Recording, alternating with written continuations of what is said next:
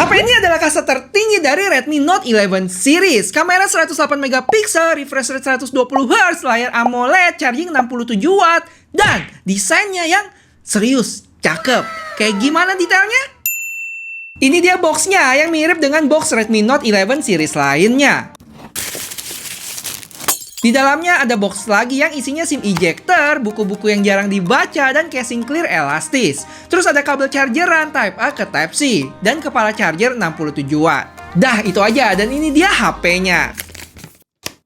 Pas dinyalain langsung disambut oleh MIUI 13 berbasis Android 11. Setelah selesai setup HP-nya, gua cek storage udah kemakan 29,6 GB dari total 128 punya gua. Dan gue baru ngeh nih kalau ternyata by default refresh rate-nya itu di set ke 60 Hz. Jadi jangan lupa diubah dulu ke 120 Hz guys.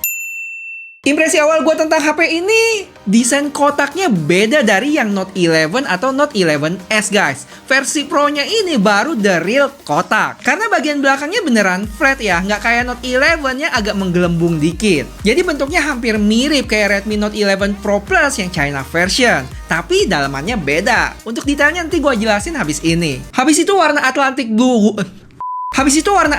gua ini cakep banget dah. Kayak ada efek-efek air dangkal yang disinarin cahaya dari atas.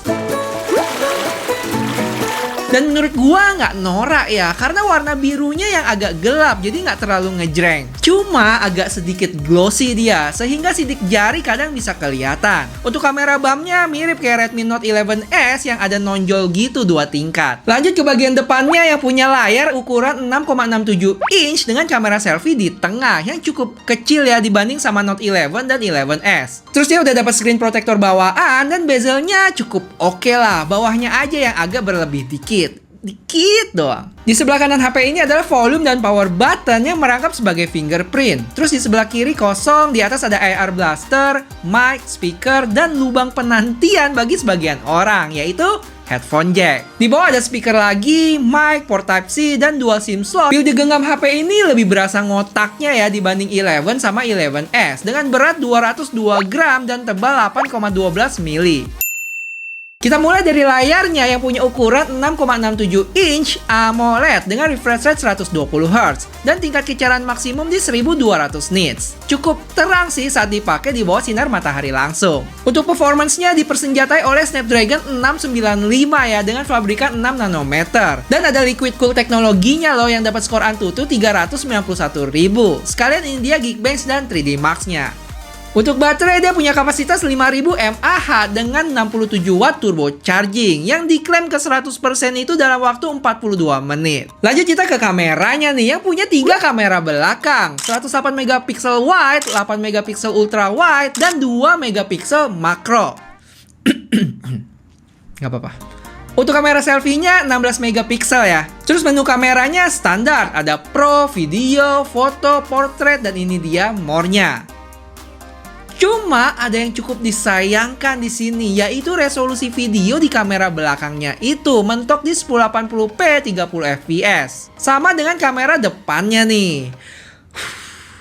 Dan hasilnya, gue cukup suka sih dengan warna yang dihasilkan dari kamera belakangnya. Cuma sayangnya setiap panning gitu agak putus-putus atau stuttering. Terus stabilisasinya nggak aktif juga di sini. Untuk kamera depannya ya standar lah, dan stabilisasinya nggak aktif juga.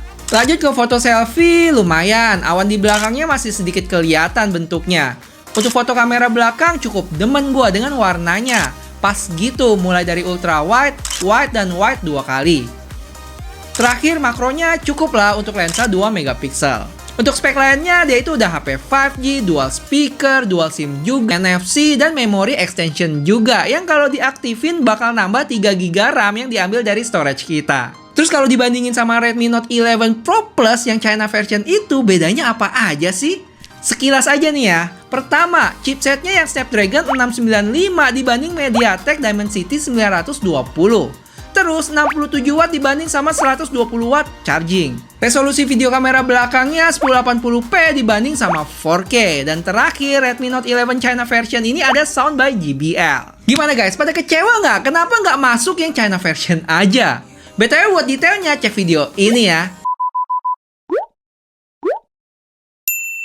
Untuk tes gaming, biasa kita main Genshin Impact dengan settingan defaultnya low 30 fps yang nanti bakal gua bandingin hasilnya sama Redmi Note 11 dan 11S selama 15 menit main. Dan hasilnya, selama 15 menitan main, baterai berkurang 5% dengan suhu yang hangat, yaitu di 39,2. Frame drop beberapa kali ada berasa sih, tapi overall masih nyaman buat dimainin.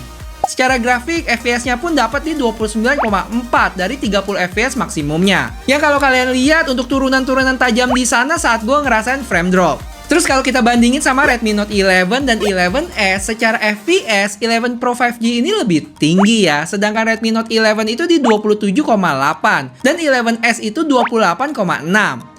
Untuk perbandingan grafik, kalian bisa lihat di sini. 11 Pro 5G itu warna merah, 11 warna hijau, dan 11S biru. Terus ini dia perbandingan secara suhu dan konsumsi daya main Genshin Impact selama 15 menitan. Overall, bisa gue bilang 11 Pro 5G ini dengan Snapdragon 695-nya punya hasil yang lebih baik dibanding kedua HP lainnya. FPS paling tinggi, suhu rendah, dan konsumsi dayanya yang termasuk sedikit juga. Next, kita lanjut ke Mobile Legends dan PUBG. Gue kasih tahu settingannya aja ya. Kalau kalian mau full game testnya, komen di bawah dan kasih tahu mau game apa aja. Untuk Mobile Legends dapat settingan refresh rate high dan grafik ultra. Sedangkan untuk PUBG, HD high, balance, dan smooth ultra. Untuk gyronya sendiri cukup responsif, seperti yang bisa kalian lihat.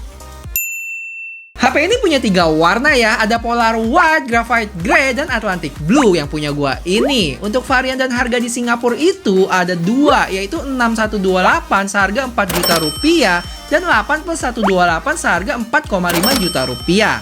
Ini beli di official Xiaomi Singapura dan dapat hadiah juga. Sedangkan gue sendiri belinya di offline store yang 8128 seharga 4,2 juta rupiah. Nah, gue punya pertanyaan seru nih. Jadi setelah kalian tahu spesifikasi dan fitur dari HP ini, apakah Redmi Note 11 Pro 5G lebih baik dari Realme 9 Pro Series?